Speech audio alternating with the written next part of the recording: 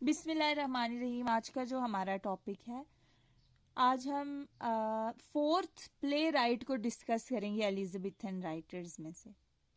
Like dramatist की अगर मैं बात करूं, अगर बेन जॉनसन को कंपेयर करें ना शेक्सपियर से, क्रिस्टोफर मार्लोव से और यूनिवर्सिटी विट्स से, तो या इसकी थोड़ी सी हम बात करेंगे कि ये लेस फेमस है उनसे, बिकॉज इसकी अपनी पिक्यूलरिटीज थी। ये भी बहुत फेमस राइटर है, लेकिन इसकी इस एज को एज ऑफ लेजेंड्स भी कहा जाता है, क्योंकि बहुत बड़े बड़े राइटर्स इस एज में काम कर रहे थे, इसलिए इसकी फेम उतनी नहीं है। लेकिन he was also second to none, ये भी किसी से कम नहीं था। हम आज इसकी ये सारी डिस्कस करेंगे तो आपको पता चलेगा कि ये शेक्सपियर जितनी फेम हासिल क्यों नहीं कर सका और ये क्या चीज़ें थी जो इसको डिफरेंट कर रही थी शेक्सपियर से, ये भी हम डिस्कस करेंगे।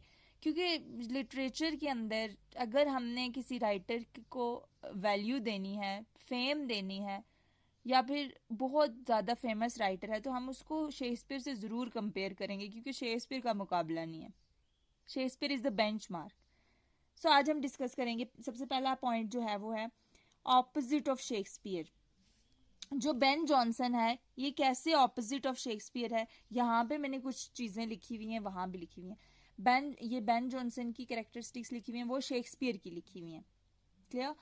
सबसे पहला पॉइंट है क्लासिसिस्ट। बेन जॉनसन जो था वो क्लासिसिस्ट कैसे था।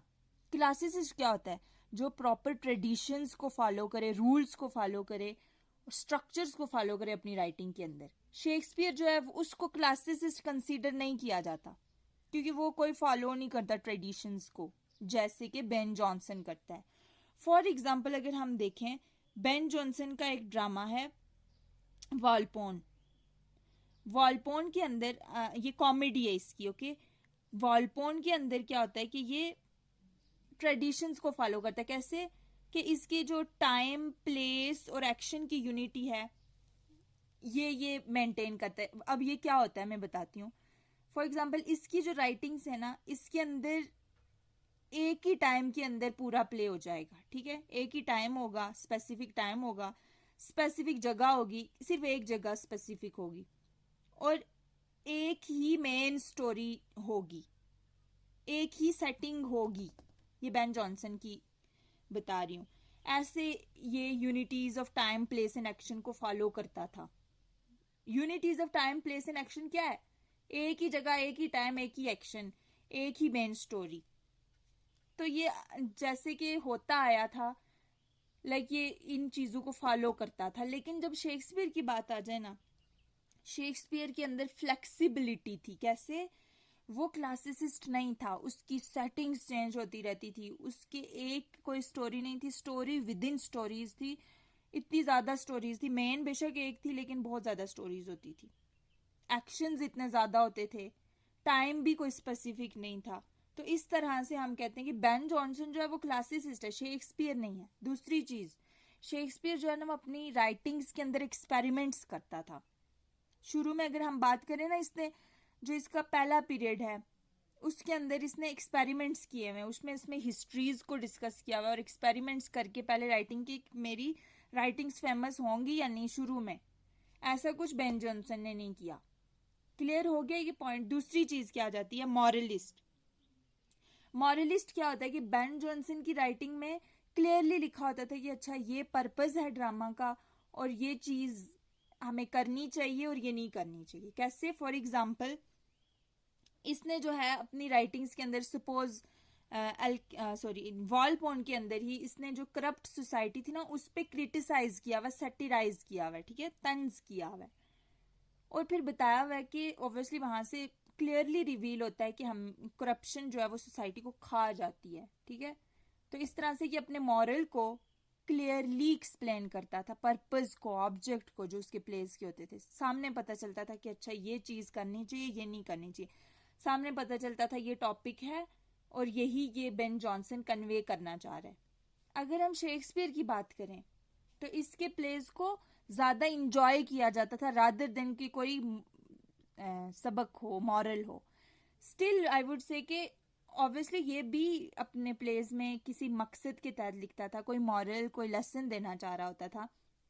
लेकिन यहाँ पर जो लेसन था वो क्लियरली रिवील नहीं होता था। हम एग्जैक्टली हमें नहीं पता होता था कि क्या लेसन है। ये शेक्सपियर अपने रीडर्स पे छोड़ता था कि ये कैसे इसको इंटरप्रेट करते हैं, क्या मॉरल लेसन निकालते हैं, लेकिन यहाँ पे क्लियरली बता होता था। तीसरी चीज, रिफॉर्मर। इसने बाकी जो एलिजाबेथन राइटर्स थे ना, उनके अगेंस्ट नहीं कह सकते, लेकिन कुछ न्यू करने की कोशिश की थी। क्या न्यू करने की कोशिश की थी? इससे पहले जो राइटर्स थे वो सारे रोमांटिक्स थे, ये रियलिस्ट था। रिफॉर्मर का मतलब ही चेंज, इसने चेंज लाया था। ये रियलिस्ट था, ये सोसाइटी की प्रॉब्लम्स पे डिस्कस करता था। वो लोग रोमांटिक्स थे, इमोशनल सेंटिमेंटल होते थे ज्यादा, जो है वो इवन के इनकी राइटिंग्स में सुपर नेचुरल एलिमेंट्स को भी देखा गया है। कैसे? फॉर एग्जाम्पल अगर आप शेक्सपियर का वो प्ले देखें ना, मिड समर नाइट, तो उसके अंदर पक पक का जो करेक्टर है, लाइक वो फेरीज हैं, ठीक है, वो कोई इंसान नहीं बल्कि कोई फेरीज हैं, उनको डिस्कस किया गया सुपर नेचुरल। रियलिटी में तो ऐसा नहीं ना होता, लेकिन बेन जॉनसन जो था वो रिफॉर्मर, उसने चेंज लाया, उसने सोसाइटी को डिस्कस किया, जो सोसाइटी में प्रॉब्लम्स हैं। लाइक उसने वॉलपोन में करप्शन को डिस्कस किया। क्लियर? रियलिस्ट और रोमांटिक्स, ये तो इसी पॉइंट में क्लियर होगी कि ये कैसे रियलिस्ट है और कैसे romantic. Unities in time place and action, ये भी मैंने आपको बता दिया। इंटेलेक्चुअल था और सैटिरिकल था, मैंने आपको बताया कि ये सामने बताता था कि इसका पर्पस क्या है, ये सैटिरिकल होता था। अच्छा, एक और लाइन लिखी गई है कि किस तरह से ये अपने सब्जेक्ट को क्लियर करता था बेन जॉनसन, ठीक है। और लाइक इसका ऑब्जेक्ट क्लियर होता था। क्लियर होगी ये बात? एक और पॉइंट जो अगर आप B.R. मलिक को पढ़ें वहां पे है कि शेक्सपियर जो था अपनी प्लेस के पीछे ही छिपा होता था। क्या मतलब? अपनी पर्सनालिटी को रिवील नहीं करता था, बल्कि रीडर्स पे छोड़ता था कि आप क्या इंटरप्रेट करते हो। लेकिन बेन जॉनसन अपनी पर्सनालिटी, अपना ओपिनियन सारा कुछ बता देता था कि मैं ये मानता हूँ। पर्सनालिटी, अपना ओपिनियन सारा कुछ बता देता था कि मैं ये मानता हूँ। अब आप पे है कि आप क्या मानते हो, लेकिन शेक्सपियर अपना ओपिनियन रिवील नहीं करता था। इसलिए कहते हैं कि शेक्सपियर अपने ही वर्क के पीछे छिपा होता था। क्लियर होगी? अब हमारे पास दूसरी चीज आ जाती है कि बेन जॉनसन जो है mainly the writer of comedies, plays. क्या? तो हम बोलेंगे कॉमेडीज, ठीक है। इसके जो प्लेज थे ना, दो ही हैं, सेजनस और कैटलाइन, लेकिन ये ज्यादा फेमस नहीं हुए थे। इसलिए आप इनको अगर नाम भी याद करें तो कोई बात नहीं, क्योंकि ये ज्यादा फेमस नहीं थे तो ये मोस्टली नहीं पूछे जाते। कॉमेडीज जो मोस्ट सक्सेसफुल हैं वो वालपोन है, जिसके बारे में मैं इतना कुछ बता चुकी हूँ, करप्शन से रिलेटेड है। The silent women, the alchemist, Bartolomeu fair, every man in his humour, every man out of his humour, ये इसकी मेन कॉमेडीज हैं। वॉलपोन में मैंने आपको पहले भी बताया कि सटिराइज करता है ये सोसाइटी पे। साइलेंट वोमेन जो है वो कॉमेडी ऑफ मेनर है, मैंने आपको बताया ये मेनली कॉमेडीज का राइटर है। अल्केमिस्ट के अंदर इसने परफेक्ट स्ट्रक्चर, ट्रेडिशंस को फॉलो किया हुआ, यानी unities of time place and action, देखने लिखा हुआ परफेक्ट स्ट्रक्चर। बार्थोलोमियो फेयर में एलिजाबेथन की लो लाइफ को डिस्कस करता है। मैंने आपको बोला कि रियलिस्ट है, अपनी सोसाइटी को डिस्कस करेगा। और ये every man in his humour, every man out of his humour उतनी फेमस नहीं है जितनी है। कंक्लूजन में बता रही हूँ, Ben Jonson broke the romantic tendency of Elizabethan dramas. अभी तक जो एलिजाबेथन ड्रामाज में हो रहा था उस सब को तोड़ा है इसने, ये रिफॉर्मर है।